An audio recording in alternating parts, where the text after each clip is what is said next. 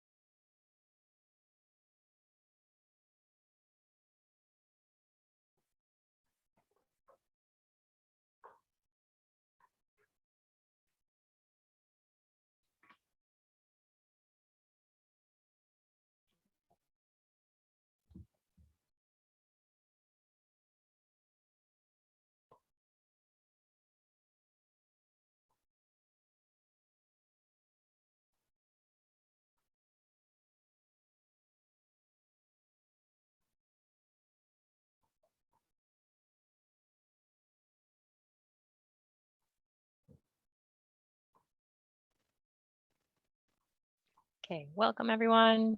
We're going to give another minute or two to make sure everybody can get in who wants to see this talk of our OEMA seminar series. So we'll get started in just another minute or two.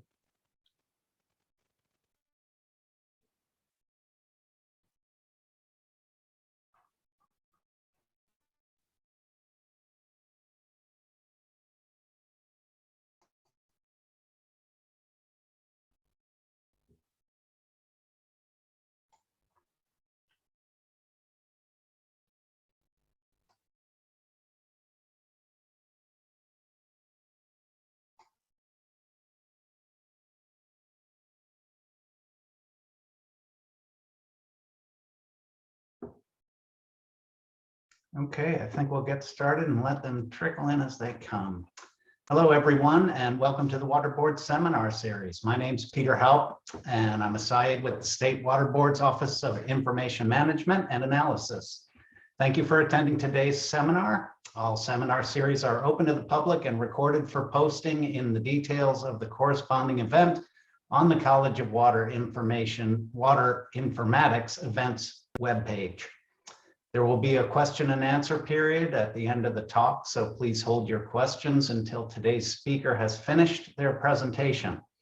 Everyone except the speaker will be muted until this time to avoid disturbing the talk. During the Q&A session, we will post a very brief survey.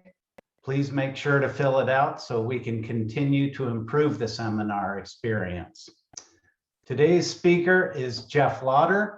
Jeff is the new executive director for the Sierra Streams Institute. He is a forest ecologist with a focus on drought, tree physiology, tree carbon use, and disturbance ecology. He did his undergrad education and master's research at CSU Chico, where he studied the impacts of forest treatments on soil properties and forest growth. And he did his thesis research on the impacts of disturbances such as volcanic eruption and flooding on forest structure in Papua New Guinea. He did his first stint with Sierra Streams Institute as an AmeriCorps member back in 2012, 2013, and then stayed on as staff until 2015, when he left to pursue his PhD. After his dissertation, research on physiological drivers of drought-induced mortality in Sierra Nevada conifers, he returned to Sierra Streams to work on projects integrating forest health into the watershed management and restoration. Please welcome Jeff Lauder. Take it away, Jeff.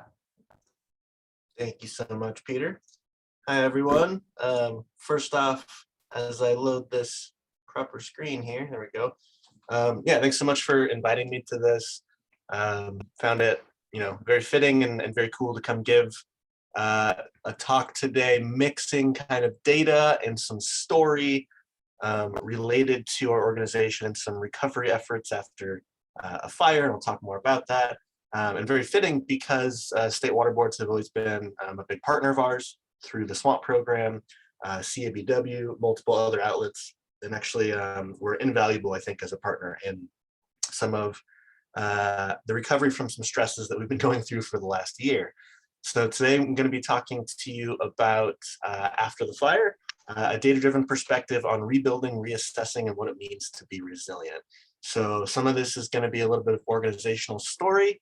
For those of you who are not familiar with us, what we do, what's gone on with us over the last year, our history of partnership with the state, and then following that, some updates on some of the extensive data set that we have in the watersheds that we monitor and some of the trends we're pulling out of that.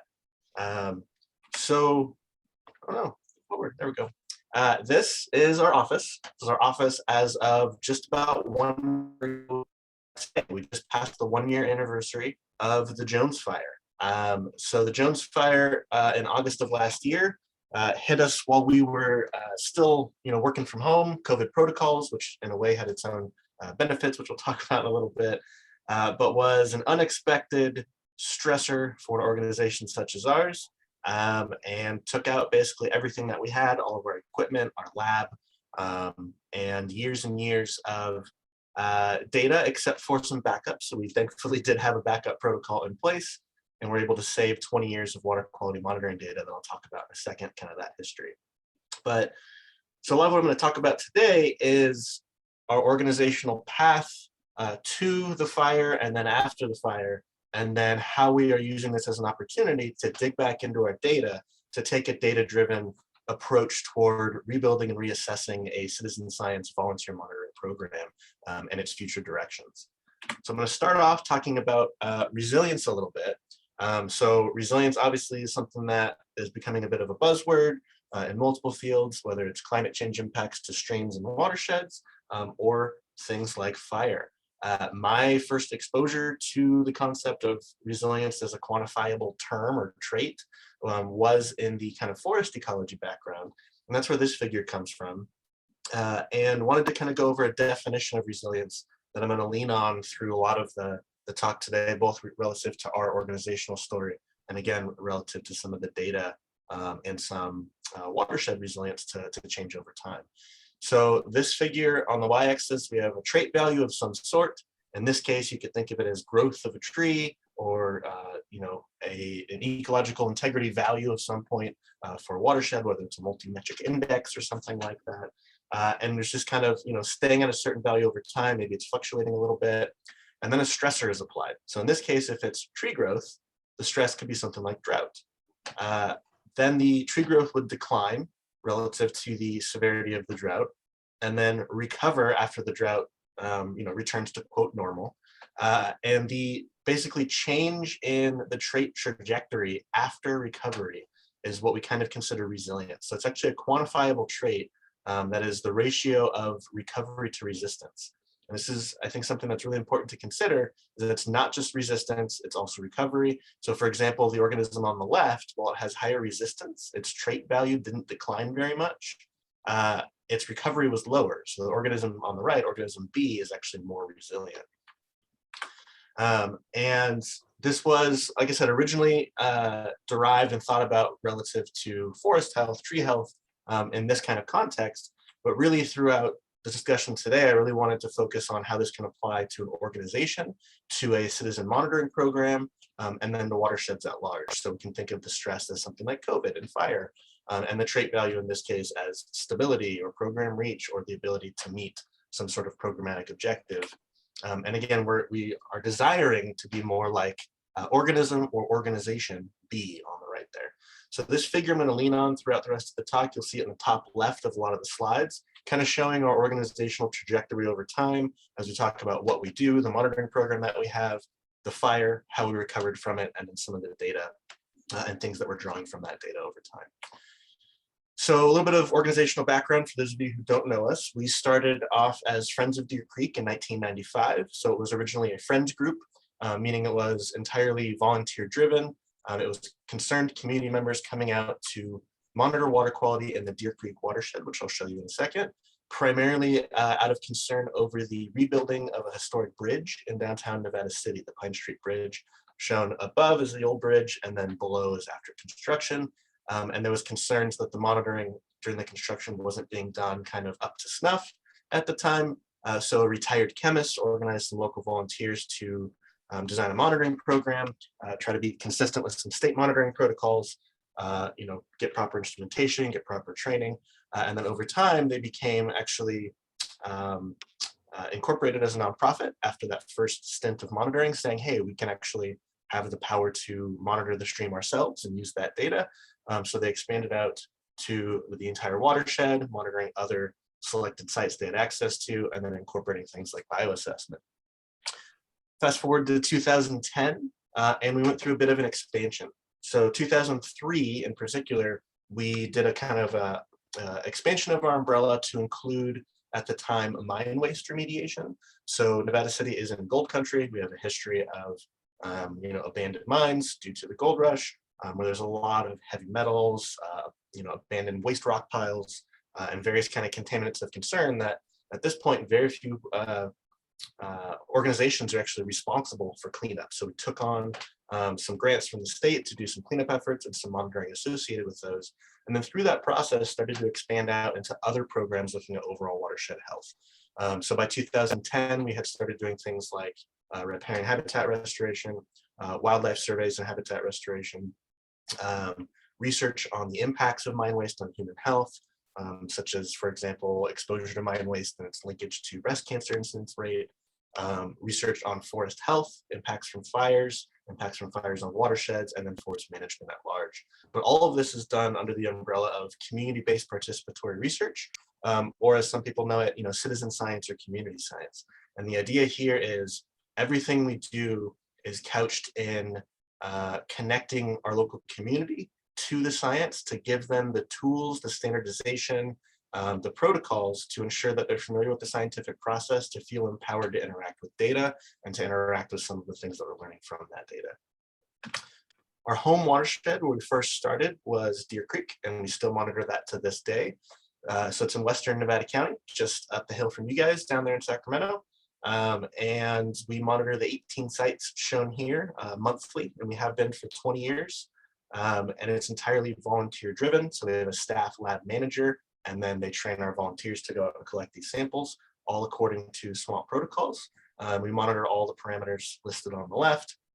So obviously many of those are familiar to you guys according to the protocols that you guys use.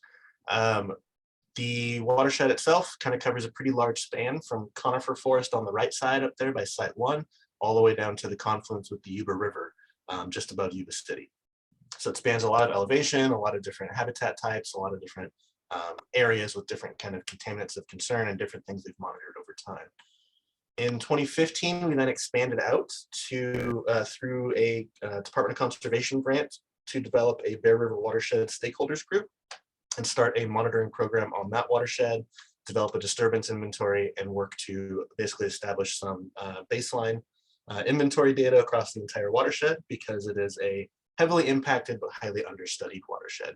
So we've been monitoring this watershed now since 2015. Some sites we have dropped due to the ending of that grant, but there were some sites that we maintained to continue to get that baseline data. So this is the Bear River watershed. Just north of it is the Deer Creek watershed. So it's actually kind of neighboring watersheds. So we're kind of covering a regional watershed scale now. In both of those watersheds, we then also do our Benthic Macro invertebrate sampling, also according to the Surface Water Ambient Monitoring Program protocol. And then we actually identify them in-house. We worked with some local experts to develop our own bug book that gives us at least family level of all of the common taxa in our watershed. And then those of you who know Dave Herbst from Sierra Nevada Aquatic Research Lab, he actually just retired to Nevada City. I've been chatting with him. He's actually going to hop on our board and help us revise our bug book to then also get some reference collections down to genus level. So we're getting caught up to some non-volunteer efforts while still being volunteer-based, which is pretty exciting. So this is kind of what we were doing as kind of our bread and butter, our core program for better part of 2 decades. And then 2020 comes along, And we have the Great Lightning Deluge or Great Lightning Storm of 2020. So again, I'm going to use this figure at the top left to kind of show, that trait value is our organization just kind of trucking along until a stressor is applied. This lightning storm in 2020 generated over 6,000 strikes in California, 1,400 in the region. I know this is not necessarily water data, but just kind of give you a little bit of fire history here and kind of what happened. This lightning storm generated a strike in the Yuba River Canyon. So this black line is Highway 49. If you're familiar with the area, that's the Highway 49 Yuba River crossing, a very popular swimming hole. Just down to the right is Nevada City. And then the strike started a fire in the Rush Creek drainage in the middle of the night. And we had a north wind event, which is kind of a big concern in our area that drove the fire south toward town. And then what you're looking at here is a burn severity map derived from satellite imagery, reflectance data. And so we're looking at more warm colors means higher intensity, higher severity of the fire. And if you're paying attention to that top left figure, once this fire hit, we were all working remotely due to COVID. So we had that infrastructure in place to continue working remotely, but this is where the SSI office was. So we were monitoring as the fire expanded and then did indeed confirm at one point while the fire was still not contained that the entire office had been lost. So again, following that upper left figure, I think from a morale standpoint and organizational capacity standpoint, we were not very resistant, took quite a hit. And the ironic timing of this was, like I said, with COVID, we had some infrastructure in place to work remotely.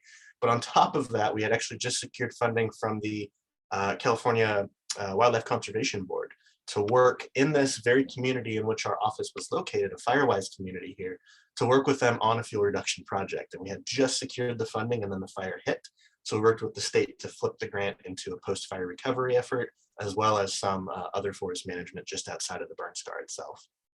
So not so serendipitous timing relative to some of the work that was being planned. Then we, the fire was contained. We had the ability to go back to the office. And then this was probably the lowest point in our organizational trajectory again, where I just want to acknowledge that it was interesting losing an office because, you don't necessarily think of an office as something that is a personal space, but with an organization like ours, we're a community organization. Volunteers have spent decades collecting data with us.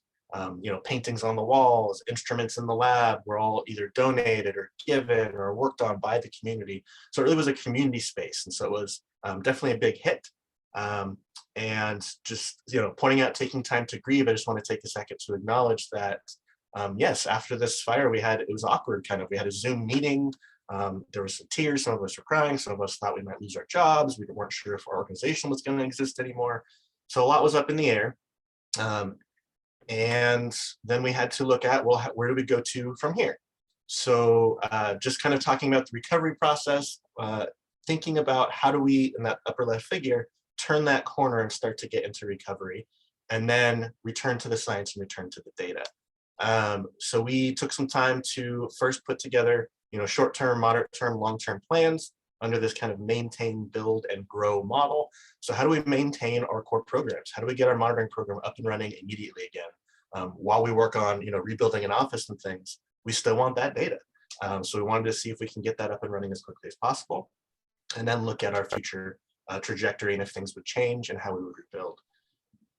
So the approach that we took was kind of this matrix management approach. And I know, again, this is not necessarily data for a data science seminar here, but bear with me. I'll come back to what all this is getting to. And this was a really useful approach where we kind of broke up, our organization into its sub-programs and really had the people that work with those programs and in charge of those programs be the ones to determine what are those short-term, medium-term, and long-term goals for the program, as opposed to having this top-down organizational approach of saying, hey, let's do all of these tasks first. We had each program separately say, I need this, this, and this to continue doing my current work. I need this, this, and this to then do those next steps. And then here's what I would like to do in the future relative to the projects we're working on. This was a really, I think, successful approach to what we were doing. And then finally, the last kind of component of the tripod of recovery and really helped boost our recovery. Again, in that top left figure there, we felt really like we were on a path toward returning to what we were, was the community.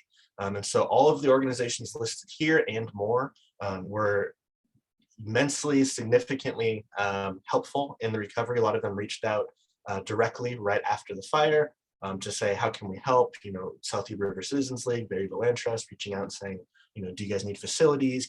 Can you use our lab space? Can we loan you equipment?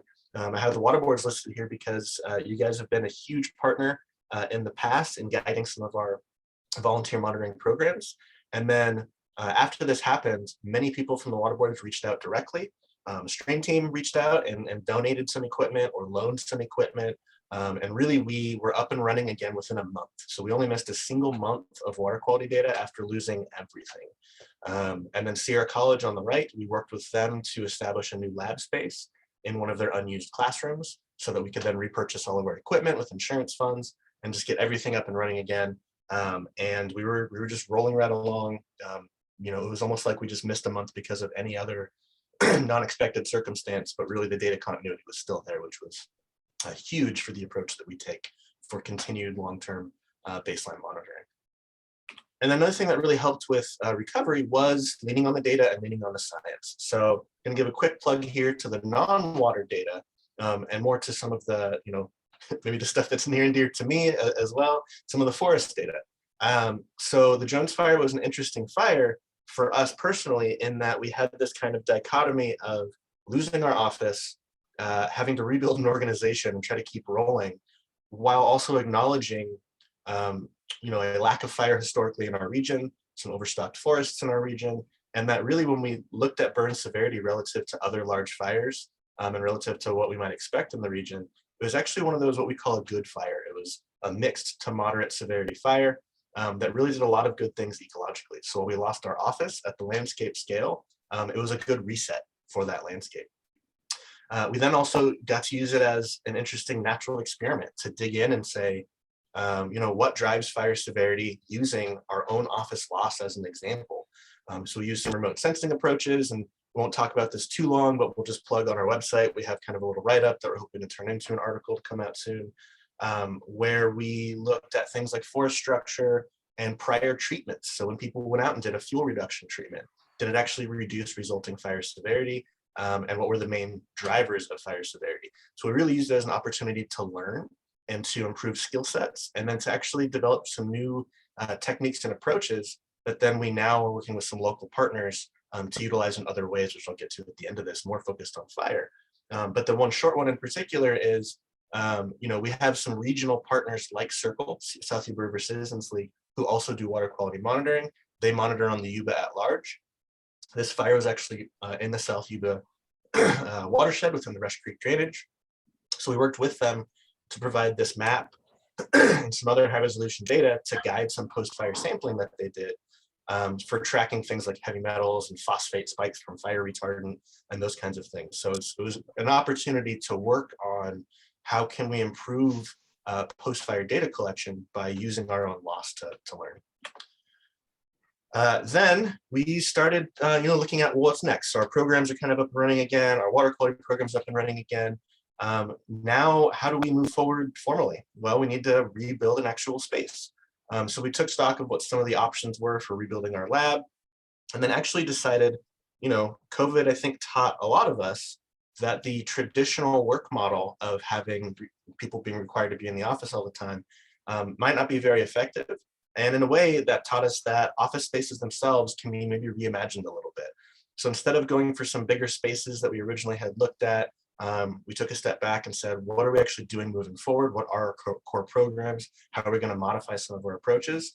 And we found a much smaller space where the owner gave us some flexibility to build our new lab out from scratch, which is really exciting. We got to build exactly what we needed to fit all of the monitoring and techniques that we use.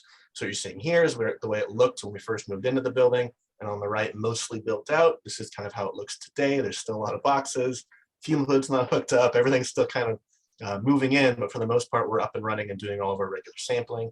You can see the bins on the table there actually being stocked up for our monthly sampling and Benthic Macro invertebrate collections that are going to be happening again actually next week.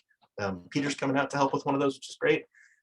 So this was just really a cool opportunity again to say, you know, yes, this was a tragic loss, but now we have a reset option. We can really just start from scratch, take that insurance money, think about what needs to be replaced, what might not be, and chart this new course forward. So last story slide, I promise, and then we'll get into some data. Just wanted to point out some lessons learned from this experience as an organization moving forward. The main one was insurance. So lots of people living in the area that we live have either fire insurance, or if they're renters, have property insurance.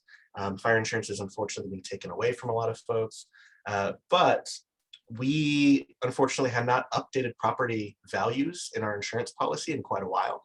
And we ended up getting a full insurance payout, everything we requested, but our policy did not cover the full cost of all of the equipment that we lost. So we did end up having to do some additional fundraising, and still to date haven't raised quite the value of everything that was lost. But again, that gives us an opportunity to explore alternative options and replacements. From a data perspective, data itself, we were lucky to have a backup. We had a backup policy in place. We did not have good internet at that building that we were at. We're up here in the middle of the woods. So we did still have a physical backup policy, and we're glad that we had that in place, taking one of the clone drives home fairly often, but we didn't have any cloud backups. Because of the rate at which we did our physical backup removal from the site, we did end up losing a couple of months of data, but not 20 years.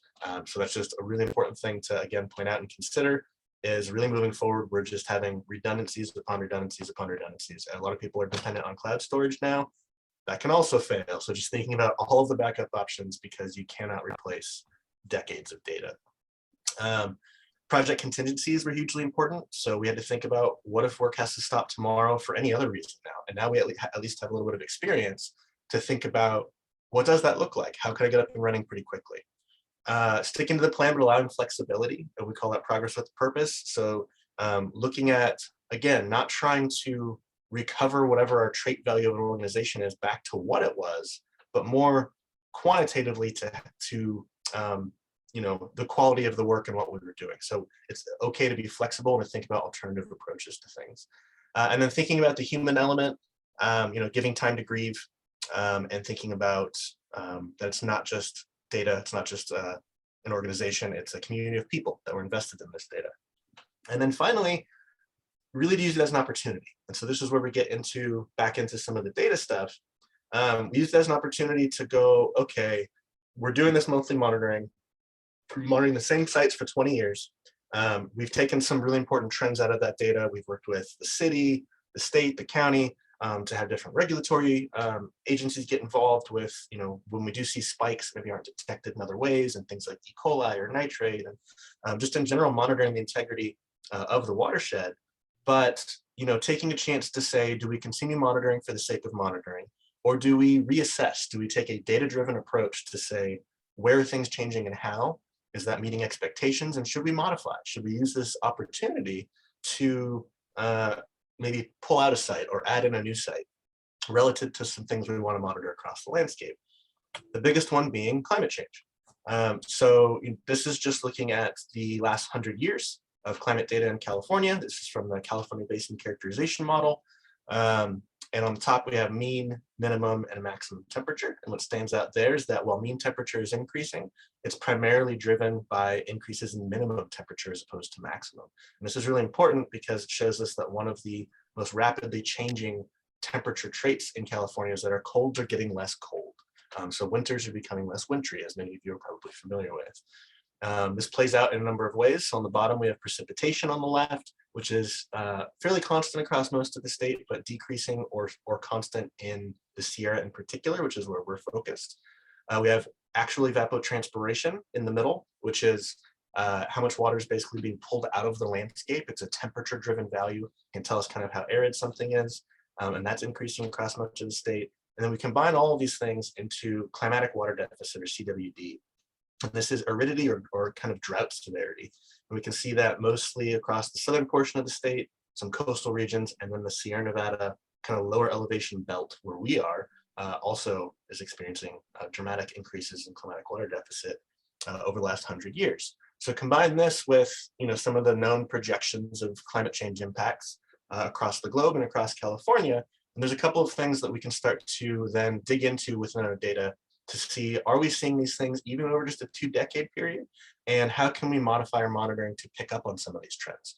So those are some expected trends from climate change impacts in the parameters that we monitor.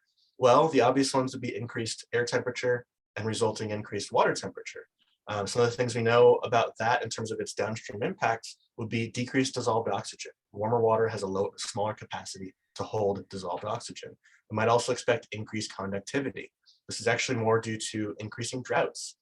So if we have less water, there's less dilution of total suspended solids.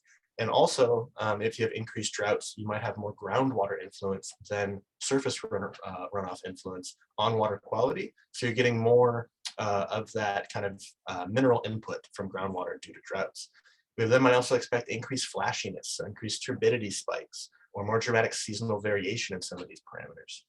So first thing we did was just kind of look at trends over time to ask, are these things actually happening in our watershed in the ways that we might expect? And so these figures are looking at just Deer Creek. This is all of our data. A lot of it's not corrected. So there's a couple of outlier points that some of you might point out as being not possible. There's some other corrected figures we didn't have for this. But in general, what we're looking at is primarily 2004 through 2020. 2004 is when we added in a lot more of our sampling sites and kind of expanded on our monitoring program. So the blue line is just kind of a spline trend, so looking at variation, and then the red line is the general trend over time, or a linear regression line in this case. And really what we see is that, yes, over time, we are seeing some of the expected trends. So air temperature across the whole watershed on average is increasing. Water temperature across the whole watershed is on average increasing. Conductivity on average across the whole watershed is increasing, and dissolved oxygen on average across the whole watershed is decreasing. We look at the Bear River for the last 5 years, and we see the same thing.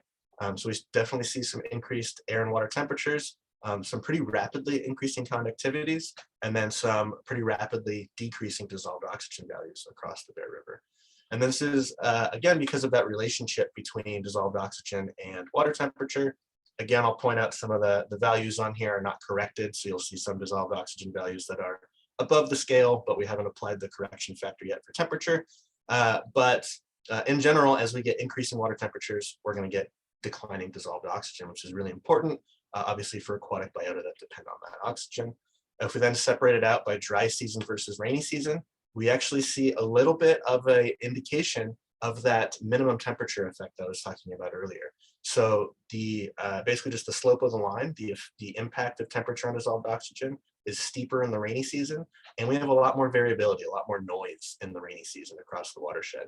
So it's just saying that the winters are a lot more variable, and the effect of temperature on dissolved oxygen is more exaggerated in our rainy season than in our dry season. So that was just trends, but then we wanted to start digging in a little more and say, are these trends then having noticeable impacts on biological integrity using our benthic macro invertebrates and other parameters across the watershed? And so for those of you who came to the Water Data Science Symposium last year, I think this might be a repeat for some of you. So it's just a portion of that talk, but hopefully not too much repeat. But basically we wanted to ask, well, we have this 20 years of data. This 20 years happens to, perhaps luckily, that's the wrong word in real life, but I think it's true scientifically. We had some natural experiments that included the hottest and driest periods on record, as well as some of the wettest and coldest. So 2012 through 16 in particular, and then now obviously this year, 2012 through 16 was one of the most severe droughts in about 1,200 years. So that's what the bottom left figure is showing. Palmer Drought Severity Index, more negative is more dry. Precipitation anomaly, more negative is more dry. This was a tree ring reconstruction showing that 2014 in particular was one of the hottest and driest in about 1,200 years. And so we wanted to ask, can we use our data to assess impacts of climatic versus land use or kind of background change over time and see what's a bigger driver of water quality and biological response? And then can response of our watershed to those extreme years give us an indicator of climate change susceptibility moving forward? And then can we use that information to refine our monitoring program to better target some of these changes? So just as a refresher, this is the Deer Creek watershed, all the parameters that we monitor across the watershed. We have our benthic macro invertebrates that we monitor at all of our sites biannually, June and October, identified to family. And then we also have other data sets available to us like spatial data, remote sensing data. So what you're looking at here is the watershed broken down by catchment. So each area above a green dot, the green dots are the monitoring sites, and then each area above it is, we're looking at everything above a site that filters down into that monitoring site. Oh, are you raising your hand, Peter?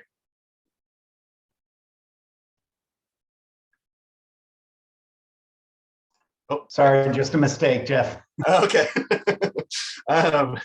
And so within these catchments, we're looking at things like land cover. So, fortunately, the USGS National Land Cover Data Set does flyovers and data aggregations in 2001 and 2016. So we had a good kind of bookend to our data set. We had forest cover, agricultural, percent impervious, those kinds of things at that catchment scale.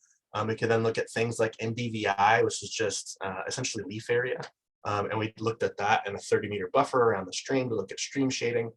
So we took all of our water quality data, all of these land cover data, and put them into what's called a structural equation model. And I just realized now that the text got a little funky, so apologies. But this is essentially a structural equation model, and it looks like a spaghetti diagram, but we'll walk through it. What they are is basically it takes latent variables, which are kind of these larger conceptual things we're interested in, like climate, water quality, biological integrity, and land use, and says what are the actual quantitative things that explain that latent or conceptual thing. So for example, in this case, the white arrows point to the thing that we measured. So climate, we looked at climatic water deficit, precipitation, maximum temperature. Land use, we looked at all the things listed here. Water quality, the variables listed below. And then biological integrity from our benthic macro invertebrates. We had percent intolerant taxa, where if there's more of them, that means the water quality is higher because they're intolerant of change. Percent tolerant taxa, and then a Deer Creek specific index of biotic integrity. So it's just a single value that takes into account all of the biological values and actually landscape scale values in our watershed to give us a single number that's kind of a grade of the quality of the biota at a site. And each of the variables that we used to measure these latent variables, those themselves were kind of picked from a preliminary analysis that I won't go into here, but this was distilled down from a much larger data set. And then the final models are what's shown in the yellow arrows. So we're saying, does climate best predict changes in water quality, or does land use best predict changes in water quality? And the same thing with then subsequent impacts on biological communities. We tested a whole suite of models, including the dashed line options. So it's just kind of showing that we tested variations of the model. And so what I'm going to show you next is the same figure, but then all that remains is the arrows that were most significant. And so green arrows are positive relationships, larger arrow means a more significant relationship, and then red arrows are negative. And so right off the bat, we see pretty much consistent with expectations over the last 20 years, increasing climatic water deficit, decreasing precipitation, increasing maximum temperature. We see land use changes, including changes in canopy cover, and just forest change in general. So that forest change is associated with declining canopy cover. This actually had a subsequent impact on water temperature, so it showed kind of a shading effect. And then this is kind of counterintuitive here, but as this climate got warmer over time and more arid, we had an increase in this thing called water quality. But that thing called water quality here is actually a decrease in dissolved oxygen and an increase in water temperature. So again, surprise, surprise, that's actually consistent with the trends that we saw across the watershed and the trends that we would expect. But this was actually the most significant out of all the parameters that we measured.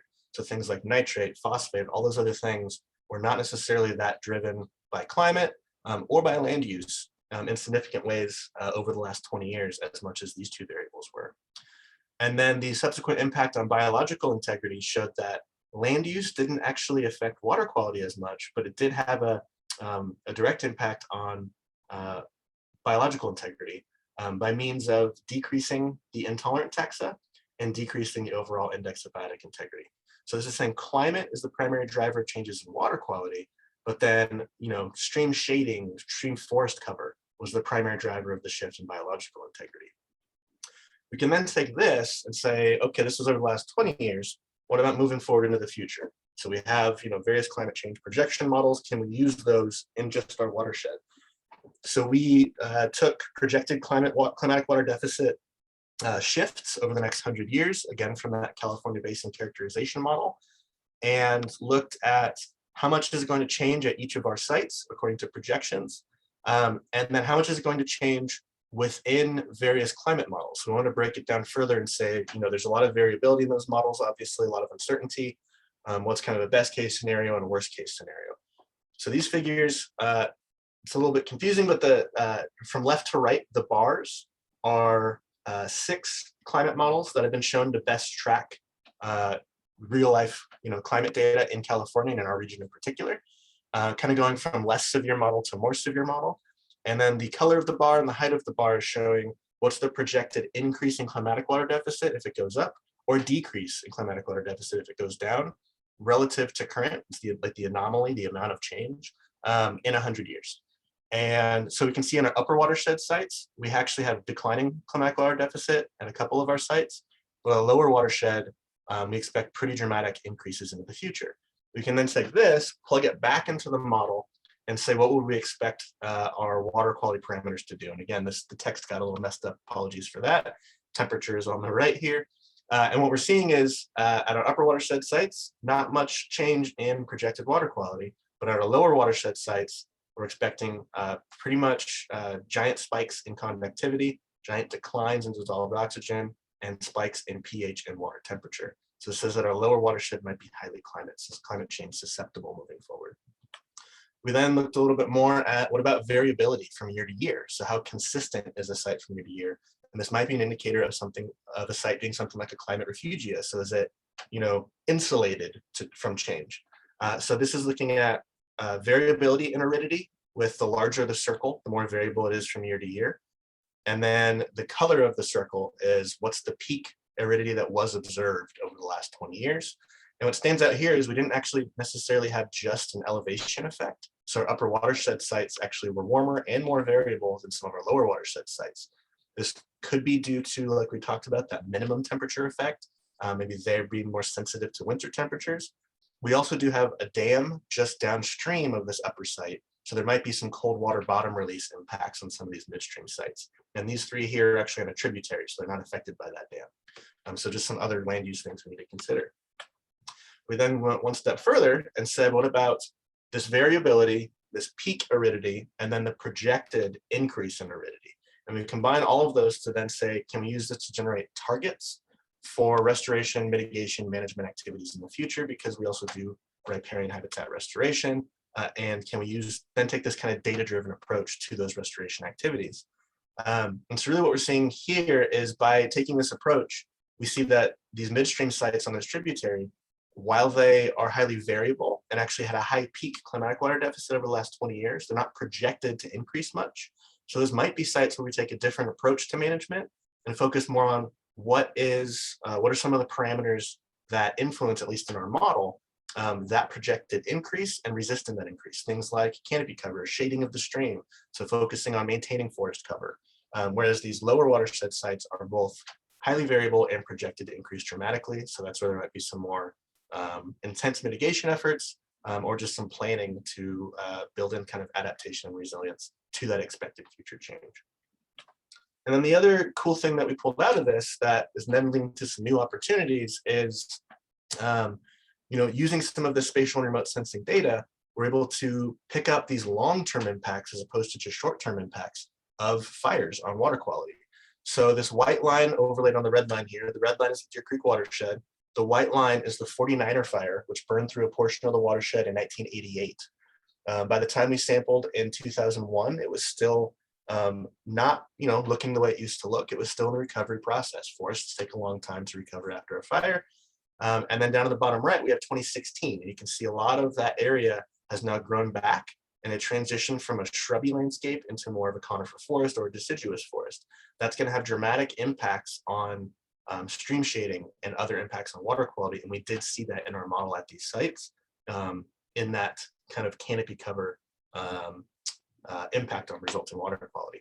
So it's kind of cool that we always often think about fire impacts over the short term, erosion, flushing, those kinds of things, maybe nutrient inputs, but looking at this, being able to detect change at a 20-year or longer scale during a fire recovery process, I think is going to become more and more important as we look at these mega fires raging across California.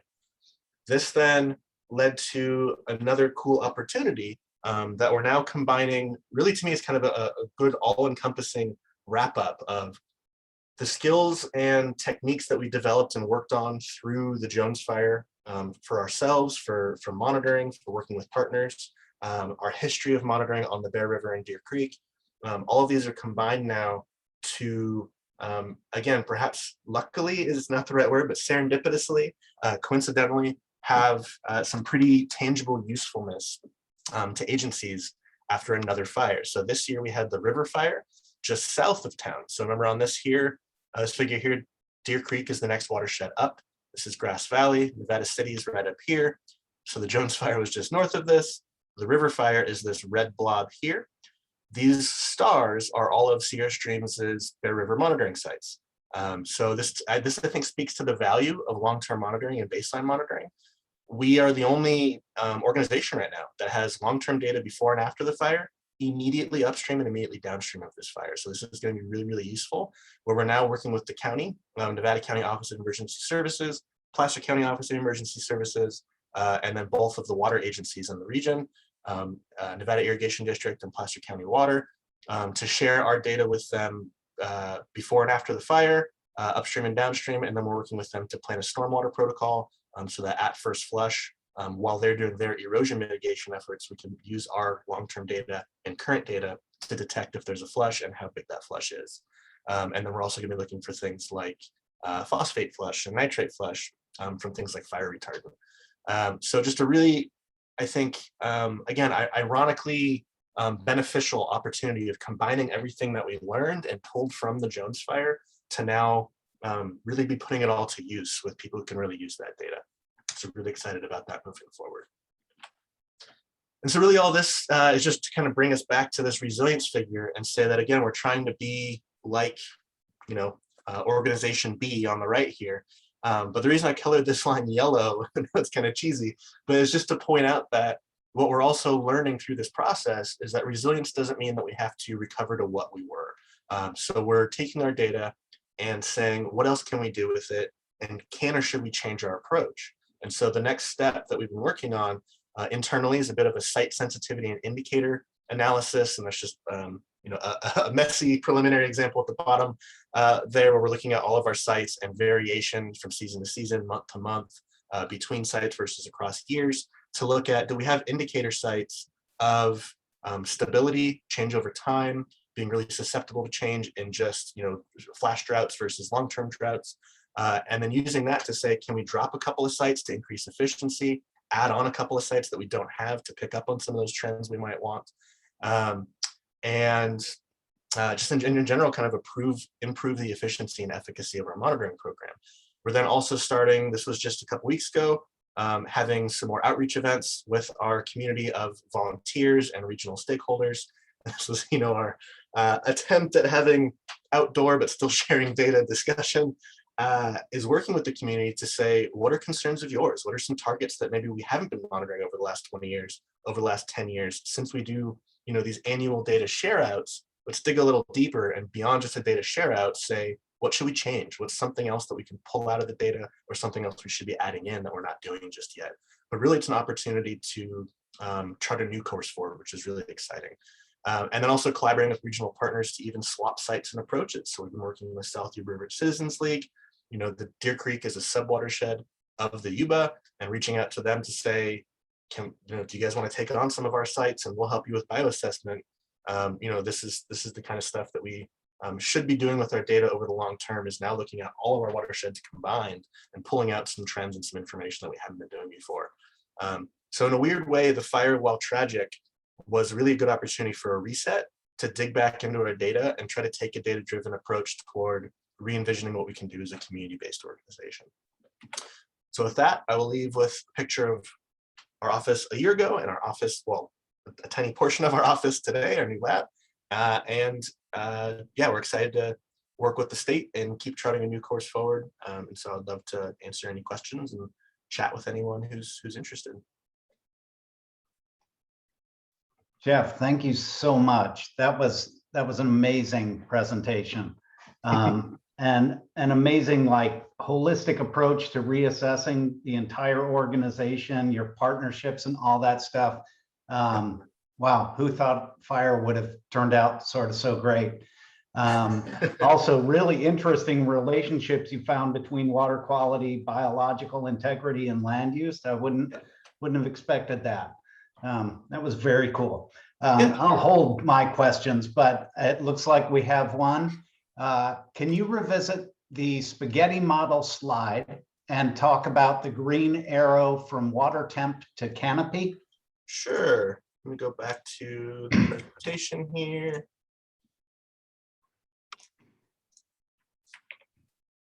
I will point out on this slide, this was an interpretation of the model that I made in PowerPoint as opposed to the model output, because the model output's a bit less intuitive. And so right off the bat, I'll say that the arrow is in the wrong direction. So that's something that probably generated a little bit of confusion.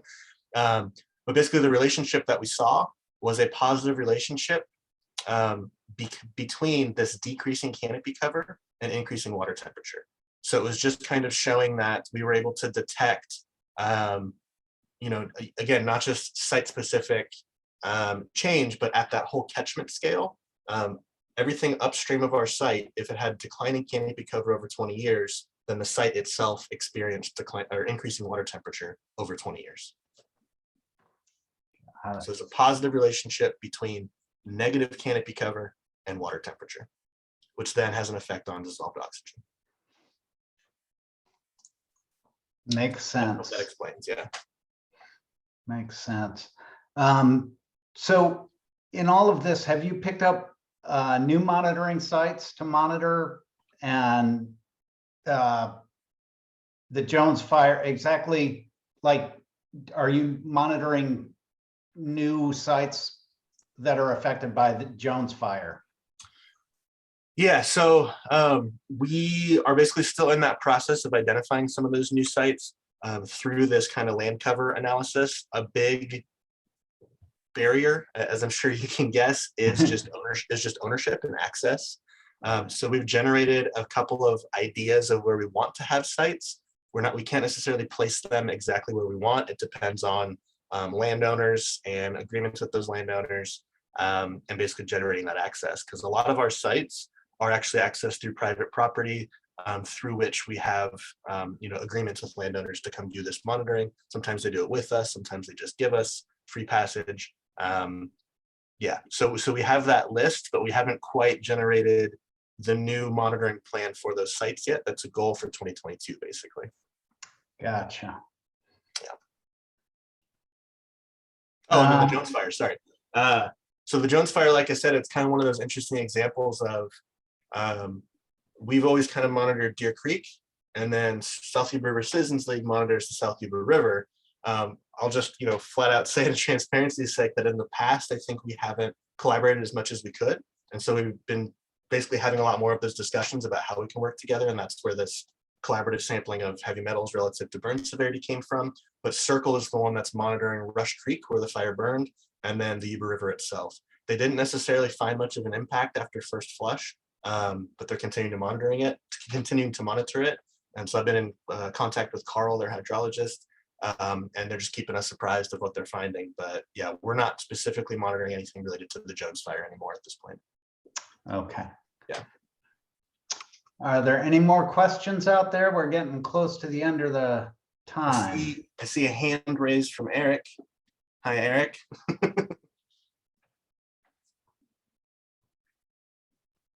Oh, I might have to unmute him.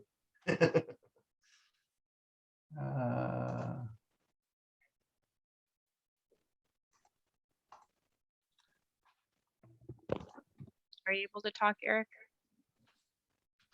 Yeah, I didn't raise my hand though, but Oh. fantastic presentation. Love this, everything that you guys are doing.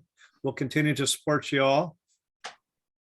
Yeah, it's been absolutely huge, the support that you've given, and yeah, really cool with what Stream Team does and what we do. It's, you know, obviously pretty similar and similar approaches. And then now with kind of the joint effort on the eDNA front, we're really excited to be partners on that. So yeah, excited to keep working with you guys. It's an amazing community up there. Yeah, It really is. really invested. Well, we're coming up on the top of the hour, so to respect everyone's time, we're going to end this month's seminar. Before we do, I'd like to thank Jeff for giving us that incredible talk. You covered a lot of ground in there, man. That's really impressive. We've covered a lot of new ground over the last year, so. I can only imagine. I'd also like to thank all the attendees for tuning in and engaging in the Q&A today. We're always looking for new speakers and ways to improve the seminar. So please do take a moment to fill out the brief feedback survey that's in the chat. A link was provided in there. And a link is also provided in the details of the corresponding event on the College of Water Informatics events webpage. If you need some time to digest before you provide feedback. As a reminder, a recording of today's seminar will be posted in the details of the corresponding event on the College of Water Informatics events page. So stay tuned for that if you're interested. Thanks again, everyone. We really appreciate you showing up. We hope to see you at next month's seminar. And thanks a ton, Jeff. That was awesome. Yeah, thank you so much, Peter, and see you next week. Yeah. Hey, Peter, this is Eric. Hey. Hey, I'd be glad to edit the video for you if you like, or once you have a web posted, I'll just, if you give me the URL, I'll put it into the Clean Water Team's YouTube channel so that other people can find it easy. Oh, sweet. I think Devin usually takes care of the editing, so Okay.